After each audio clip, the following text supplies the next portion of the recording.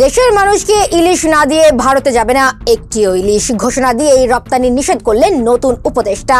এতেই মাথায় হাত ভারতীয়দের। আসছে পূজায় কি খাবে তারা? এই ঘোষণা বিগত দিনে দিতে পারেনি কোন সরকার, সেটাই করে দেখিয়েছে নতুন উপদেষ্টার দল। দর্শক, যুগান্তকারী এই আদেশে কি রয়েছে, কিভাবে দেখছেন এদেশের মানুষ, আর কেমন প্রতিক্রিয়ায় দিচ্ছেন দাদাদের দেশ, এই সব নিয়েই বাজ নিউজের এই প্রতিবেদন। 2023-এ ভারতে প্রায় 40 লক্ষ কেজি অর্থাৎ 4000 টন ইলিশ রপ্তানি করেছিল হাসিনা সরকার। যেখানে বাংলাদেশের মানুষ 1 কেজি সাইজের ইলিশ কিনতে গুনতে হয় 2000 থেকে 2800 টাকা, ঠিক সেখানেই বাংলাদেশ থেকে নেওয়া এই ইলিশ গুলোই দাদারা পেত মাত্র 1200 থেকে 1500 টাকায়।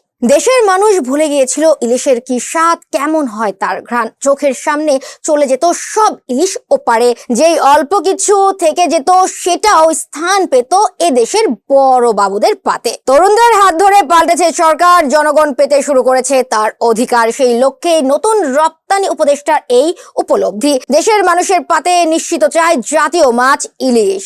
নিম্ন আয়ের মানুষের মাঝে ফিরেছে স্বস্তি, তবে দাদাদের কাছে মোটেও ভালো লাগেনি ব্যাপারটি। দর্শক, নতুন অন্তর্বর্তীকালীন সরকার ক্ষমতায় বসেছে সবে 4 দিন, তাতেই এমন সিদ্ধান্ত আপনি কিভাবে দেখছেন? বাজ নিউজের কমেন্টে অবশ্যই জানাবেন। দেখছিলেন বাজ নিউজ, ধন্যবাদ।